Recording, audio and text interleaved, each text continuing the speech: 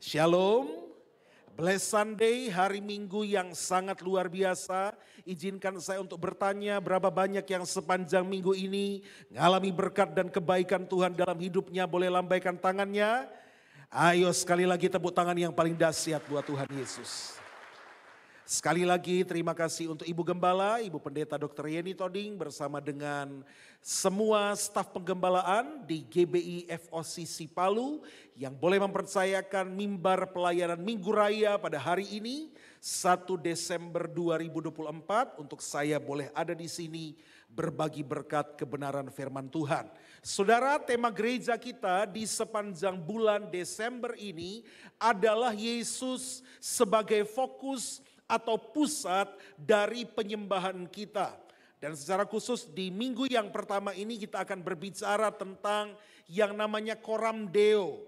Apa itu Coram Deo? Coram Deo artinya kita berada di hadapan Tuhan, terhubung dengan Dia, terkoneksi dengan Dia, betul-betul in deep connection, betul-betul in deep relationship dengan Tuhan sendiri. Kekristenan kita itu bukan hanya di kulit. Kekristenan kita bukan hanya formalitas. Hari Minggu kita datang hanya untuk memanaskan bahkan merusak bangku gereja. Jangan saudara ya. Ketika khotbah sudah lewat 30 menit kita mulai goyang kiri goyang kanan. Ketika sudah lewat 45 menit kita goyang muka belakang. Akhirnya lama-lama kursi gereja rusak semua saudara. Dia skrup-skrup copot semua. Jadi kita datang bukan hanya memanaskan apalagi merusak kursi gereja. Tetapi kita belajar untuk Coram Deo, hidup betul-betul dalam relasi yang intim, yang dalam dengan Tuhan sendiri.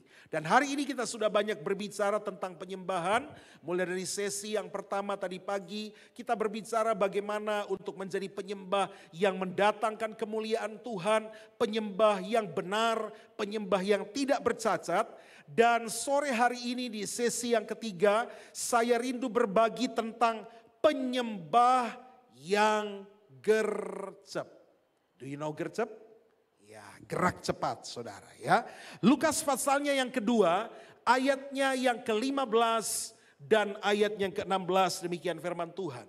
Lukas 2 ayat 15 dan 16. Firman Tuhan berkata demikian. Setelah malaikat-malaikat itu meninggalkan para gembala dan kembali ke sorga, gembala-gembala itu berkata seorang kepada yang lain, marilah kita pergi ke Bethlehem untuk melihat apa yang terjadi di sana. Seperti yang diberitahukan Tuhan kepada kita. 16 sama-sama kita baca 2, 3. Lalu mereka cepat-cepat berangkat dan menjumpai Maria dan Yusuf dan bayi itu yang sedang berbaring di dalam palungan. Lalu mereka gercep, katakan sama-sama gercep ya, cepat-cepat. Orang Manado bilang nyandak foya ya, tidak berlambat-lambat, tidak menunda waktu. Ayat yang ke-15, ayat sebelumnya saya kutip dari TSI, terjemahan sederhana Indonesia. Dia bilang begini, sesudah malaikat-malaikat itu meninggalkan mereka dan kembali ke sorga, para gembala berkata satu sama lain, ayo kita pergi ke Bethlehem. Ada kata yang sengaja saya ketik underline, kata apa itu? Sekarang. Makanya itu tema Natal Gereja Bethel Indonesia, sekaligus tema Natal PGI dan KWI tahun 2024. Marilah sekarang, jadi gercep, tidak pakai lama, tidak tunda-tunda. Marilah sekarang, now is the time. Nyandak pakai lama, kita pergi ke Bethlehem, kita bertemu dengan Juru Selamat. Nah saudara, akhirnya kita sudah tiba di bulan Desember. Bulan yang dinanti-nantikan sebagian besar orang Kristen di seluruh dunia. Kalau kami di Manado saudara, sudah merayakan Natal dari bulan September. Karena konon katanya di Manado kalendernya setelah Agustus tidak ada September, Oktober, November. Setelah Agustus langsung Desember saudara. Karena begitu sudah masuk bulannya maka semua rumah-rumah orang Kristen pasti sudah ada pohon Natalnya. Lalu kemudian semua mal-mal pasti sudah mulai diskon, mulai obral saudara. Dan rata-rata di setiap mikrolet, angkot saudara pasti lagunya Mariah Carey yang sudah diputar. Walaupun nanti Desember dorang semua Mariah di got karena mabo, saudara. Ya. Tapi itulah yang namanya Natal selalu disambut dengan apa ya? Dengan gegap gempita. Tetapi sebenarnya apakah Natal hanya tentang diskon di mall? Apakah Natal hanya sekedar pernak-perniknya? Apakah Natal hanya sekedar kue-kuenya? Apakah Natal hanya sekedar seremoni perayaannya? Saya percaya tentu saja tidak. All about Christmas is Jesus.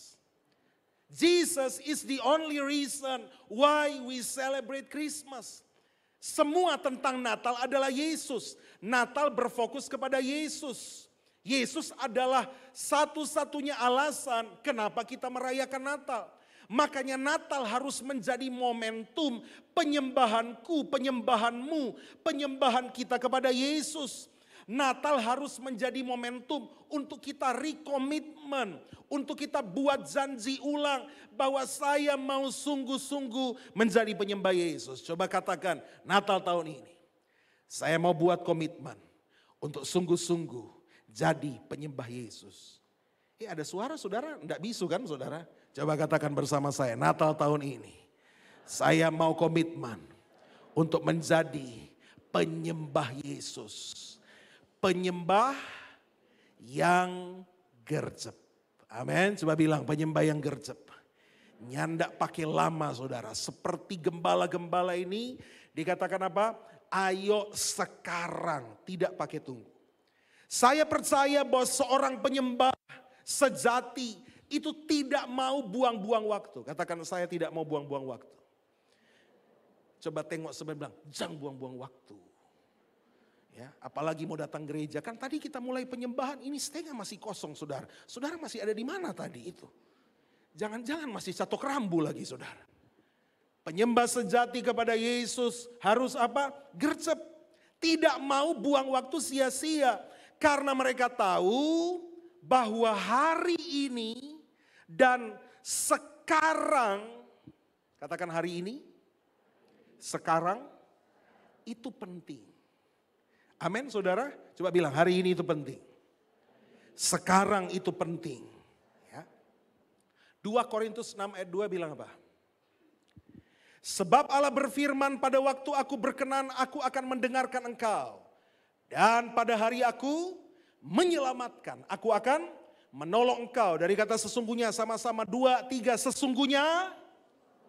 Waktu ini ya sekarang adalah waktu perkenanan itu sesungguhnya hari ini. Coba bilang sekali lagi hari ini itu penting. Sekarang itu penting. Makanya yang namanya frasa atau term hari ini di Alkitab itu penting sekali. Kan ada ayatnya toh, hari ini adalah hari yang telah dijadikan Tuhan. Hari ini. Hari ini hari yang telah dijadikan Tuhan. This is the day. Today is the day that the Lord hath made.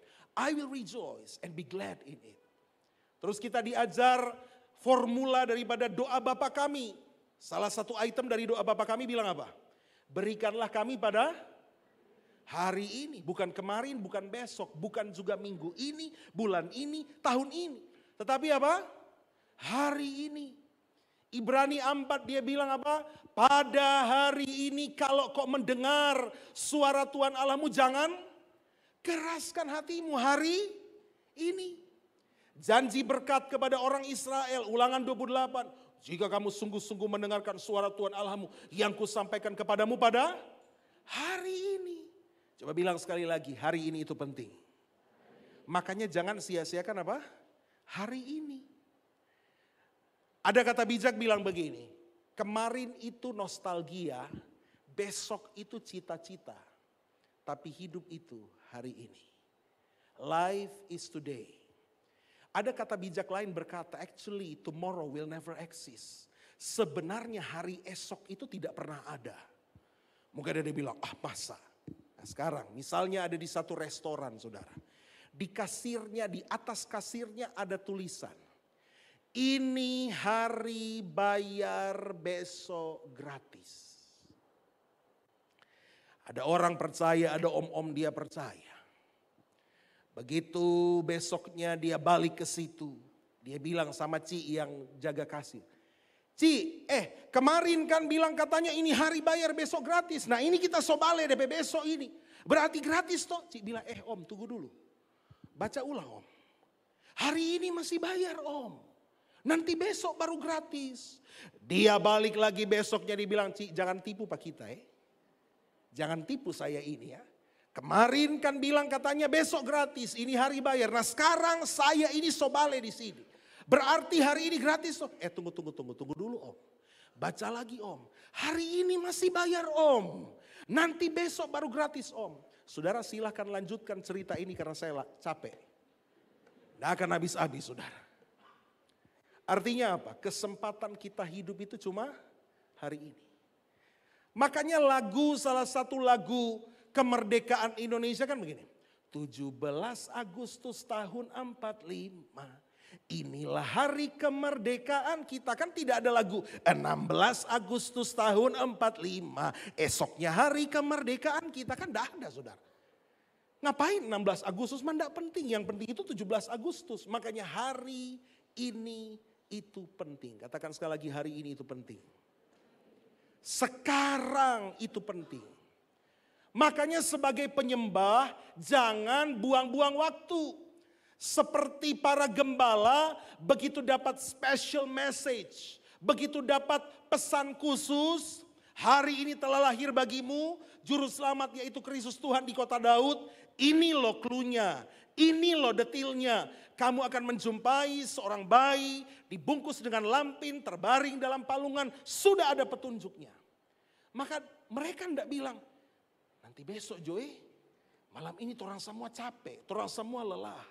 Malam ini torang mau ngopi dulu, torang mau makan pisang goreng sambil colo dabu-dabu. Nanti besok Jo baru pergi. Tidak saudara, dikatakan apa? Saat itu juga mereka berkata seorang kepada yang lain, marilah sekarang kita pergi ke Bethlehem. Dan dikatakan mereka bukan cuma pergi saat itu, tapi cepat-cepat mereka gercep. Saudara, saya rindu berbagi dengan singkat. Ada 3 hal yang menurut saya sebagai seorang penyembah torang harus gercep. Yang pertama, kita harus gercep cari Tuhan. Katakan gercep cari Tuhan. Yesaya 55 ayat 6 bilang begini. Carilah Tuhan, berarti harus gercep. Ada time limitnya. Ada batas waktunya selama ia berkenan untuk ditemui. Ada kan anak muda yang diajak ke gereja. Bro, mari Jo masuk gereja. Selalu jawabannya apa? Minggu depan. Nyandak perlu banyak-banyak bro, ngana bilang minggu depan. Cukup 52 kali, 1 tahun itu. Mari coba ibadah. Selalu jawabannya apa? Nanti. Ayo sis, cari Tuhan, bertobat. Selalu jawabannya apa? Nanti. Jalan yang bernama nanti akan membawamu ke sebuah tempat yang bernama tidak pernah. Sekali lagi saya ulangi. Jalan yang bernama nanti akan membawamu ke sebuah tempat yang bernama tidak pernah. We never know. Torang tidak pernah tahu kapan Yesus datang kedua kali. Yesus bilang rahasia. Anak saja tidak tahu, malaikat tidak tahu, cuma Bapa yang tahu. Artinya kita tidak pernah menduga kapan Yesus datang kedua kali. Makanya tidak ada pakai nanti kalau mau bertobat cari Tuhan. Ayo saudara, jangan tunda-tunda waktu. Karena kita tidak pernah tahu. Sekali lagi kita tidak pernah tahu kapan waktunya. Betul, kita tidak pernah tahu. Ida bilang akak tidak percaya. Kita tidak pernah tahu kapan waktunya. Kapan kita akan dipanggil oleh Tuhan.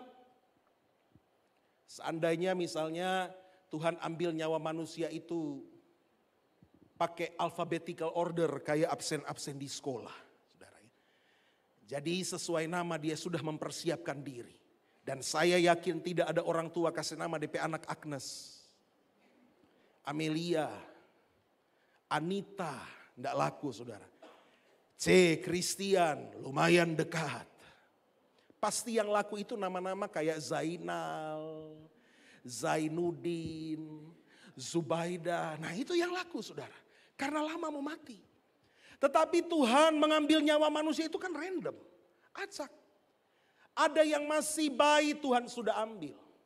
Ada yang masih remaja Tuhan sudah ambil. Pas saya mau berangkat ke Palu, subuhnya pas mau ke bandara, tiba-tiba tetangga rame saudara, tiba-tiba mobil kebakaran sudah banyak. Jadi tetangga di sebelah jalan rumah kami, itu rumahnya kebakaran. Dan anaknya umur 11 tahun meninggal terbakar. Masih 11 tahun. Sorenya masih sempat main-main di depan jalan, di depan rumah kami. Kita tidak pernah tahu saudara kapan Tuhan akan ambil. Ada yang masih usia produktif, Tuhan so ambil. Tapi ada opa-opa DP umur 99,9 tahun. Enggak mati-mati. Sampai DP cucu bilang, opa ini semua 100 tahun enggak mati-mati. Opa pe angkatan semua satu kampung so mati. Tinggal opa yang belum mati. Kiapa opa? Opa bilang begini, soalnya opa ini so tuli. Orang Manado bilang so pongo.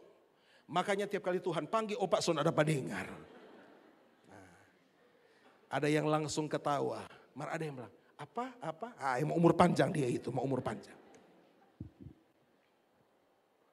Kita tidak pernah tahu kapan waktunya. Makanya jangan pernah tunda waktu untuk cari Tuhan. Kebiasaan di daerah asal kami di Manado, Minahasa, itu kalau ada orang mati, barang-barang kesukaan itu ada di peti, barang-barang kesayangan. Dan selalu tidak ketinggalan, di samping kepala itu pasti ada Alkitab. Buat saya agak kurang kalau hanya Alkitab, harus dia taruh senter juga saudara, karena di sana gelap, bagaimana dia mau baca saudara. Maksudnya dang baca Alkitab dari masih hidup dang bro. Biasanya orang mati kalau di Manado kan dikasih pakai jas. Buat saya ibu-ibu ayo suami-suaminya dikasih pakai jas pas masih hidup. Jangan nanti mau lihat nanti so di peti baru mau dikasih pakai jas. Makanya dorong suamimu melayani Tuhan. Jadi usher, jadi pelayan perjamuan. Supaya jangan nanti mau lihat dia pakai jas di peti. Lihat juga dia pakai jas sambil membagikan hosti dan anggur perjamuan kudus saudara. Lalu kemudian yang saya heran juga, biasa di peti itu DP sepatu orang mau taruh, yang sepatu kiri di kaki kanan. Yang sepatu kanan di kaki kiri. Kita bilang kasihan banget Delu ini orang yang mati, so mati aja dong masih prank. So mati aja dong masih kerjain, masih ditipu saudara. Maksudnya adalah selagi hidup baca tuh Alkitab. Kalau so mati bikin apa saudara? Dan masalahnya kan kematian kan kita tidak pernah tahu. Itu misteri ilahi walahu alam. Only God knows. Hanya Tuhan yang tahu. Biasanya kan di batu nisan kan itu ditulis tuh. Di sini beristirahat dengan tenang. Ada juga di sini terbaring dengan santai gitu kan. Tapi ada batu nisan di tempat kami melayani di Sanger saudara. Saya gembala di Pulau Ujung. Perbatasan antara Indonesia dan Filipina saudara. Ya, di Pulau Sanger namanya, di kota Tahuna. Ada batu nisan di sana tak tulis begini nih. Ini hari kita besok ngana. Ini hari saya besok kau. Orang kalau lewat di kubur situ pasti lucu saudara. Tapi saya renung-renungkan walaupun lucu, ada benarnya juga. Orang kan tidak pernah tahu kapan saatnya saudara. Ini kan beda kayak mau naik pesawat. Orang so tahu di tiket sudah tulis, jam sekian berangkat, boardingnya jam sekian. Jadi kalau terlambat salah sendiri. Betul atau benar saudara? Ya pesawat mau tunggu saudara, kalaupun terlambat pesawat mau tunggu cuma satu alasan, karena DP pilot. Ya pesawat mau tunggu saudara, siapa mau kasih terbang. Tapi namanya orang ini kan semua cuma penumpang. Jadi ya menyesuaikan dengan jam boarding. Jadi kalau terlambat ya salah sendiri kan so tahu jam boardingnya kapan. Jadi kalau terlambat ya salah sendiri. Saya ingat satu waktu saya pernah hampir terlambat saudara. Mau ke bandara Soekarno-Hatta di Cengkareng. Boardingnya jam 6. Setengah 6 kurang 5 saya masih ada di kawasan sekitar Petamburan situ. Akhirnya saya naik ojek saudara. Pakai Gojek cari pintu tol terdekat mana lalu naik taksi. Akhirnya sampai di bandara itu sudah lagi 10 jam 6. Kan kalau koridor yang internasional kan itu panjang sekali. Waduh, kita lari memang sekuat tenaga, saudara. Lari sekuat tenaga sampai keringatan, sampai ini rambut acak-acakan. Sampai ketika masuk di meja imigrasi itu kan biasanya kan langsung di scan pasportnya. Ini mungkin dorang lihat, ini foto dengan muka beda karena acak-acakan, saudara. Jadi ditanya namanya, namanya siapa? Saya mau bilang Christian Tambahani, jadi kita bilang Cristiano Ronaldo, saudara. Saking sudah capek saudara lari. Sampai di gate itu hampir lagi 5 jam 6 saya lari. Pas sampai di gate situ saya lihat sudah sunyi. Waduh, sudah boarding ini. Tiba-tiba ada petugas datang kepada saya tanya, KLM Amsterdam? Yes, sorry your flight is delayed 2 hours. Ya bersyukur kalau masih delay saudara. Tapi kalau boardingnya on time ya, kalau terlambat ya, vaya con Dios my darling. Begitu juga dengan hidup kita di dunia ini. Kita kan tidak tahu jam boardingnya kapan. Ada yang di sini sudah tahu jam boardingnya kapan? Tidak ada kan? Jadi memang setiap saat we have to be well prepared. Kita harus selalu siap sedia. Berjaga-jagalah karena kau tidak tahu kapan hari maupun kapan saatnya. Jadi ayo kita semua gercep cari Tuhan. Gercep bertobat. Amin. Yang kedua, sebagai seorang penyembah, kita harus gercep untuk membereskan hati, melepaskan pengampunan. Kenapa? Karena akar pahit itu menghalangi kita untuk mempersembahkan korban kepada Allah. Untuk jadi penyembah, penghalangnya itu akar pahit. Maka kita tidak boleh berlarut-larut dalam kekecewaan. Matius 5 ayat 23-24 berkata begini.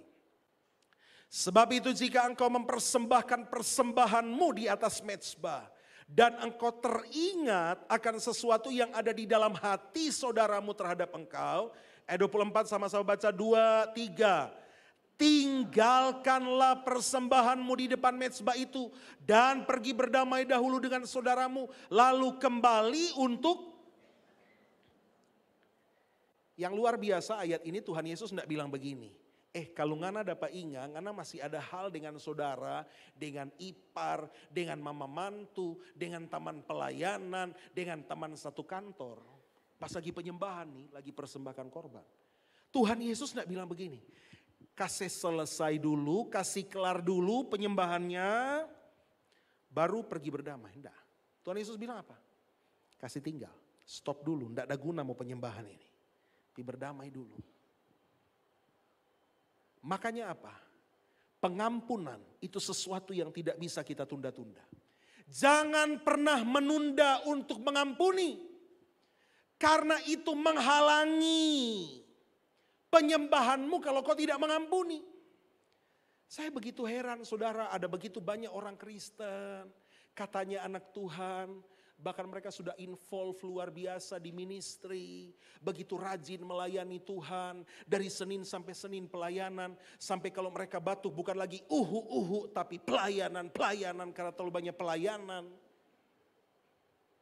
Tapi hatinya belum beres kepada orang lain.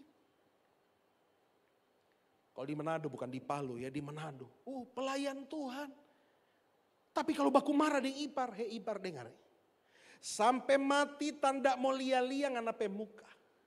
Sampai mati kita tidak mau sebut-sebut nganape nama. Waduh, padahal ipar sendiri. Padahal ini yang tunjuk ipar ini pelayan Tuhan di gereja. Dan nama iparnya yang dia sudah janji tidak akan sebut, namanya bagus lagi nama Alkitab, Yohanes. Dan yang tunjuk ini pelayan Tuhan di gereja.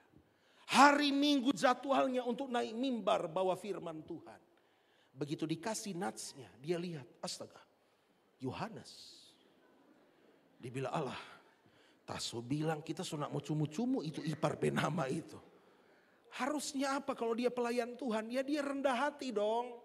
Dia pergi berdamai dong sama iparnya. Ini enggak, dia bilang, ngapain saya pergi berdamai sama ipar laknat itu. Jadi dia tetap naik mimbar saudara. Dan dia bilang, saudara-saudara jemaat.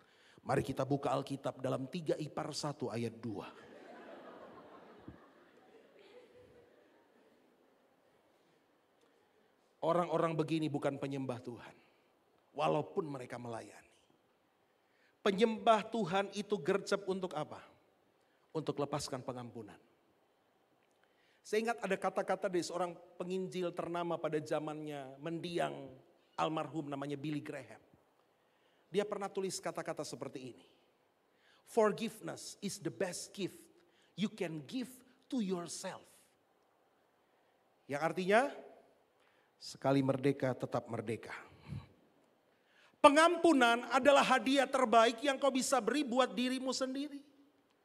Pengampunan adalah tindakan membebaskan orang dari tahanan, dari penjara. Hingga kau sadar bahwa yang kau merdekakan itu ya dirimu sendiri. Saya ingat saudara, pernah satu waktu dalam hidup saya marah besar kepada seseorang. So pelayanan ini saudara, sudah jadi gembala. Saya marah besar kepada seseorang. Saya mengingat mukanya saja, aduh saya rasa jijik dan marah dan kesal. Jengkel dongkol luar biasa. Dan selama hari-hari yang panjang, minggu-minggu yang panjang, saya hitung-hitung mungkin ada 2 atau 3 minggu saya marah besar sama satu orang ini. Saya masih pelayanan. Dan saat saya melayani ya Tuhan masih bekerja. Pelayanannya masih bagus-bagus. Tetapi saya sendiri yang tersiksa. Saya ingat saudara, tiap hari Minggu saya khotbah, luar biasa khotbahnya, Tuhan tetap bekerja. Tapi begitu sampai di rumah saya nangis, saya capek dengan kepahitan yang saya bawa sendiri. Akhirnya saya putuskan, aduh gak bisa kayak begini terus. Siksa kotek simpan kepahitan saudara. Ya, makanya tidak ada gunanya. Penyembah Tuhan harus gercep, ayo lepaskan pengampunan. Yang ketiga, yang terakhir. Seorang penyembah Tuhan yang gercep, dia harus gercep untuk berbuat baik. Galatia 6 ayat 9 berkata, jangan kita jemu-jemu apa? Berbuat baik. Karena apabila sudah datang waktunya, kita akan menuai jika kita tidak menjadi. Apabila sudah datang waktunya, berarti waktunya sudah datang atau belum? Penuaiannya sudah datang atau belum? Belum. Penuaiannya kapan? Nanti. Berarti taburnya kapan? Kalau penuaiannya nanti. Taburnya kapan? Sekarang. Makanya kita harus gercep sekarang. Berbuat baik. Tabur yang baik. Tuhan sudah memperlengkapi kita dengan begitu banyak potensi. Potensi yang luar biasa. Potensi terbaik. Untuk apa? Kita melakukan yang baik. Menabur hal-hal yang baik. Saudara, tubuh kita ini Tuhan ciptakan luar biasa. Penuh dengan potensi dari ujung rambut sampai ujung kaki. Ini kalau dibahas organ tubuh kita satu-satu, ini luar biasa, semua penuh dengan potensi. Dan firman Tuhan berkata Efesus 2 ayat 10, kita ini buatan Allah diciptakan dalam Kristus Yesus untuk apa? Berbuat baik. Sudah diperlengkapi dengan potensi. Jantung kita yang berdetak setiap hari, itu bisa menghasilkan sebuah gaya yang serupa dengan mengangkat 16.000 kilo ke ketinggian 20 meter. Itu jantung yang berdetak. Jantung masih berdetak semua di sini? Amin. Selama jantung masih berdetak, ayo kita beri yang terbaik buat Tuhan. Ayo kita layani Tuhan. Karena jantung kita aja ini bukan main-main. Sehari gayanya sama dengan bisa angkat beban 16.000 kilo ke ketinggian 20 meter. Otak manusia itu baru otak saudara. Itu kecepatan transfer datanya itu 3.000 terabyte per detik. Bandingkan dengan flash disk. Berapa kalau flash disk? 10 ya, 10 atau ada yang sudah lebih cepat lagi. Tidak pernah bisa menandingi otak saudara. Makanya kalau misalnya saudara ketemu seseorang di mall mana di sini ya, mall di Grand Mall sana. Ketemu seorang, kayaknya kita kenal ini tante ini. Itu 3.000 terabyte lagi bekerja per detik itu. Dia langsung menelusuri, minggu lalu, bulan lalu, tahun lalu, 2 tahun lalu, 3. Oh ini tante ini kote. Orang sama-sama ada belanja di pasar, ada beli ikan, dia injang saya punya kaki, bukan dia minta maaf, malah dia balik marah pas saya ini. Itu 3.000 terabyte itu bekerja. Makanya semua potensi ini sayang kalau dipersembahkan untuk dunia. Baru otak aja sudah luar biasa. Coba tengok sebelah dan bilang, ja pakai tuh otak. Tuhan dekasnya luar biasa saudara. Nah, saya jadi teringat ada cerita pameran otak-otak sedunia, saudara. Ya. Ada otak yang dijual obral murah. Cuman $100 buy one get one lagi. Wih, orang bilang, murah sekali ini otaknya. Cuman $100 beli satu gratis satu. Jadi jatuhnya, ini otak-otak second ya. Jatuhnya cuma 550. Wih, murah sekali diobral. Setelah ditanya, wih ternyata ini otak orang Jepang, saudara. Orang kaget semua, kok otak orang Jepang murah ya? Padahal kan orang Jepang itu terkenal apa? Pinter-pinter. Dari masih SD sudah bisa rakit alat elektronik sendiri. Dan yang luar biasa dari anak-anak Jepang, mau tahu enggak yang luar biasa dari anak-anak Jepang? Mau tahu? Siapa yang mau tahu yang luar biasa dari anak-anak Jepang? Mau tahu? Mau tahu aja atau mau tahu banget? Anak-anak Jepang itu saking pinternya, saudara. Masih kacili so jago bahasa Jepang. Luar biasa, saudara. Luar biasa. Wih, luar biasa. Torang aja, saya ingat dulu SMA belajar itu katakana, hiragana itu susah sekali. Anak-anak Jepang saking hebatnya. Masih kecil sudah jago bahasa Jepang. Luar biasa, saudara. Ada yang senyum-senyum, saudara. Mana ada yang bilang, oh iyo Kang. Nah, itu berarti saudara, ya mungkin sinyalnya belum 4G itu di situ, saudara ya. Nah, di sebelah stand Jepang yang obral itu ada stand jual otak harganya $1 juta. Kaget semua. Ini otak mahal sekali, kok otak Jepang itu murah.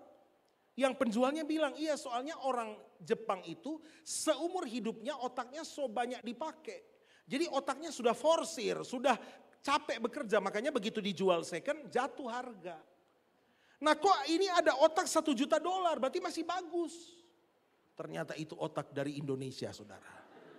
Wih, otak Indonesia mahal ya secondnya. Ya karena seumur hidup jarang dipakai. Jadi masih dianggap seperti baru. Jangan tertawa tuh, jarang-jarang pakai otak. Tertawa lagi. Ayo gunakan segala potensi untuk apa? Tabur yang baik. Tabur yang baik. Tabur pelayananmu yang terbaik di rumah Tuhan. Tabur persembahanmu yang terbaik di rumah Tuhan. Tabur kesetiaanmu sebagai istri terhadap suami, suami terhadap istri yang terbaik.